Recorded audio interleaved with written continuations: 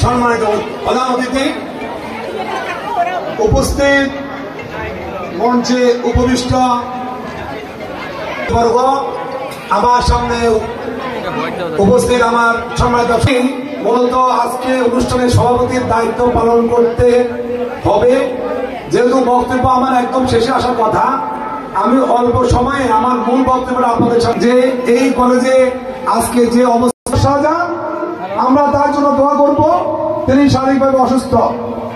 এই কলেজের প্রতিষ্ঠাতা সভাপতি হিসাবে তৎকালীন মাননীয় সংসদ সদস্য জনাব মোহাম্মদ শাহজাহান, উনি ছিলেন এই কলেজের প্রতিষ্ঠাতা সভাপতি। যে ঘরে আজকে আমরা অনুষ্ঠান করছি, তখনকার আমরা 100-3 দিয়ে উনি কলেজের জন্য দান করেছেন, তার জন্য আমরা দোয়া করব। এই কারণে বলছি, আপনারা জানতে হবে ইতিহাস। আজকে আপনাদেরকে অভিনন্দনের পাশাপাশি আমি আপনাদেরকে বলবো, এই কলেজ বিগত কয়েক বছরের মতন অসম্পূর্ণ নেই। এই কলেজের দক্ষ শিক্ষক মন্ডলী রয়েছেন।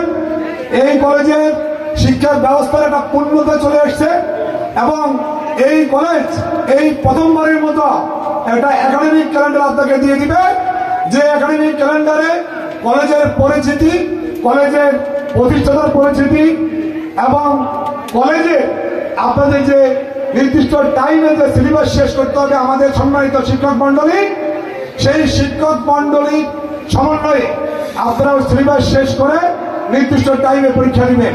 যার কারণে একটা ইতিহাস আজকে চর্যাপদ ডিগ্রি কলেজে একাডেমিক ক্যালেন্ডার আপনাদেরকে দেওয়া হবে।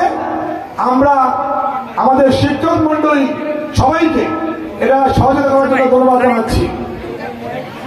আমি আপনাদেরকে আজকে কথা বেশি বাড়াবো না, যেহেতু আমাকে বলছে যে শিক্ষকদেরকে পরিচয় করা দেওয়ার জন্য।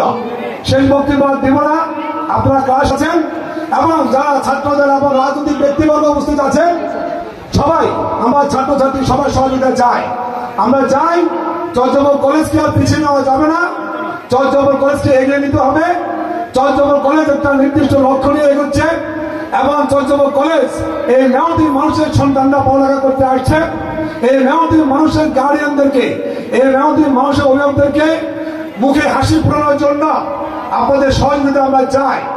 আমরা চাই এই শূন্য চলে আনাচে কানাচে যারা মেহনতি মানুষের ছাত্র সন্তানরা এখানে পড়ালেখা করবে, তাদের শিক্ষাঙ্গনে এসে প্রকৃত শিক্ষা গ্রহণ করে তারা তাদের অভিভাবকদের হাসি ফুটাবে, এটা আমি আশা করি।